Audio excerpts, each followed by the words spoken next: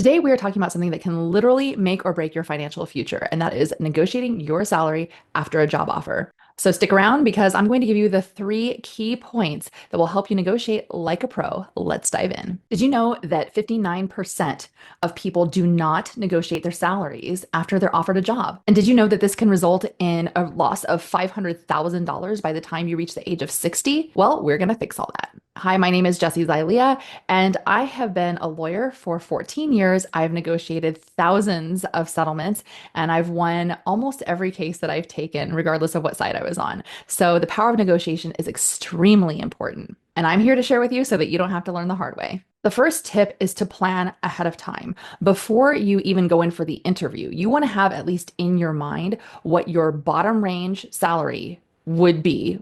That's your walkaway point. You have to literally be willing to walk away if they offer you $1 less than that. And you want to know what you're kind of shooting for. What would be your happy place?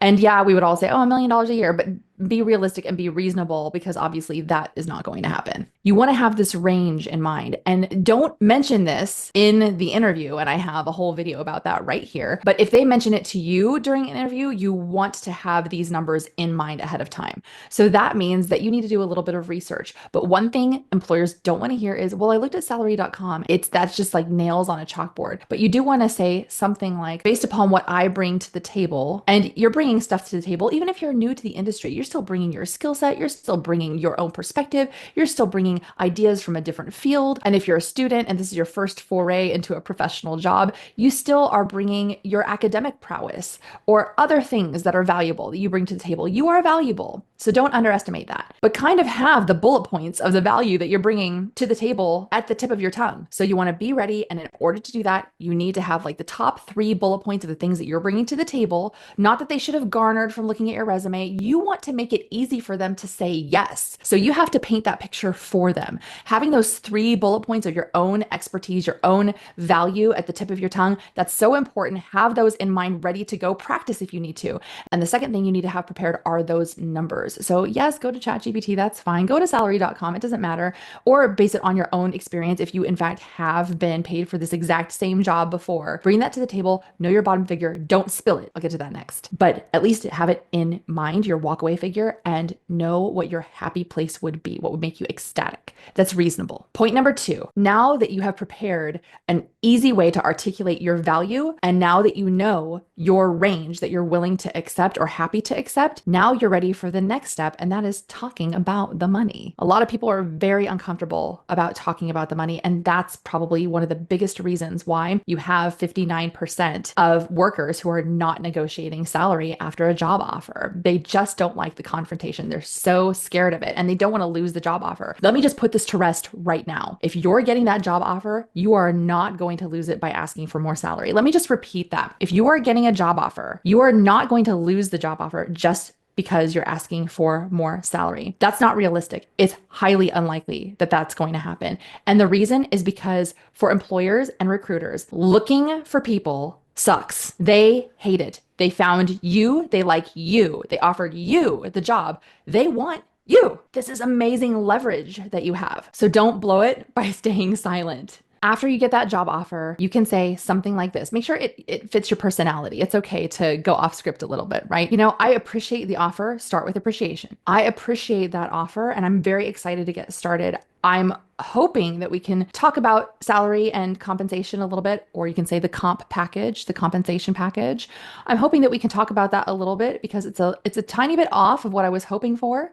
So you're coming in not completely strong arming them, because if the one way to lose a job offer by raising salary is by being a big jerk about it. And it's not the salary part that did it. It's the fact that you have shown that you're a big giant jerk. So they don't want to work with a jerk. And that's the one way you can just like completely blow it. And here's how you say it. Based upon my experience, and you bring those value, the three bullet points, based upon this, this, and this, make it very quick, very succinct. I was hoping for anywhere between X figure and Y figure. The reason why that's important is because by giving them a range, first of all, it gives them something to play with. Second, you're telling them that, hey, that bottom part of my range, that really is my bottom figure, and you're not hitting it. Again, your bottom figure, you want to really keep to yourself your true bottom figure. You don't want to divulge that because you don't want to be offered your true bottom line. So like, bump it up a little notch. You don't want to be suffering when you get a new job financially. But when you show the top end of the range, as long as you're not being wild and kind of ridiculous in your figure, they can see that you value yourself. You have a certain amount of worth that you believe that you're bringing to the table based upon your experience. So they don't want to be cheap asses. Another way to put it is, well, I really needed my bottom line to be X. And that shows them that you have a financial bottom line. And they definitely want to meet at least that. And then you say, but my happy place is Y, because a lot of employers are going to want to make sure that you're more in your happy place. They want you to start off strong. They want the relationship to start off strong when you take that job. And I have one more tip for you. But before I get to that, if you haven't already done so, please like, comment, subscribe, because we're really hoping that this channel will grow to help more people just like you. And if you're wondering what to comment, ask a question. I'm happy to get a ton of questions, and maybe yours will be the subject of my next video. Or if you use these tips, come back and let us know how it worked out for you. The third and final point is to remain flexible. Now, you want them to be flexible. You want them to up their offer, and you also need to be flexible as well. So let's say they tell you, well, we just can't do that. Well, this is the most that we do. This is the top that we pay. This is what we're accustomed to paying new people as they onboard. Blah, blah, blah, blah, blah, blah, blah. They always say that, by the way. You want to show that you can be flexible by bringing up other stuff that can be part of the comp package. That can be vacation. That can be sick leave, even though that shouldn't be the only thing that gets raised. That could be certain benefits. That could be a hiring bonus. That could be a car allowance. It could be a phone allowance. It could be a combination of any of these things. You can ask about merit-based increases. So you can ask questions like, well, if I were to meet all of your expectations in 6 months, then would we be able to re-review my salary? I understand that you're going to want to test the waters with me. I'm new to the company, but if I meet all of your expectations, would we be able to have the opportunity to address salary once again, especially if I'm saving you a bunch of money? Now, anybody who's even halfway reasonable is going to say yes on that. But here's the trick. If you do ask that question, you have to ask a follow-up question. And that is, great. In 6 months, if I had done everything that would make you happy and happy to get me to the salary that I'm asking for, what will that path have looked like?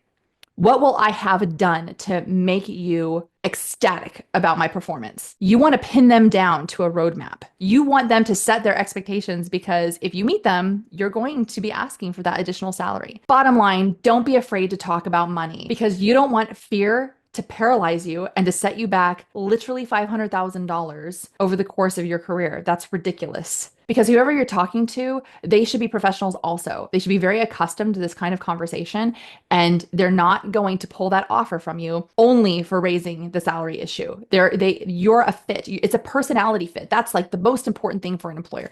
Personality fit. And the idea is that salary will work itself out one way or the other. So don't think that you're going to scare them off, but don't be a giant douche either. And there you have it. 3 essentials for salary negotiations after a job offer: preparation, communication, flexibility. Negotiation can feel intimidating, but the payoff is huge. And if you don't ask for it, you're not going to get it. Wayne Gretzky, you miss 100% of the shots that you don't take. If you haven't already done so, hit the like button and subscribe, because we're going to bring you so much more content about how to negotiate anything. Your interaction with this channel really does help us out. It helps us to reach more people just like you. Thanks so much for watching, and I'll catch you in the next video.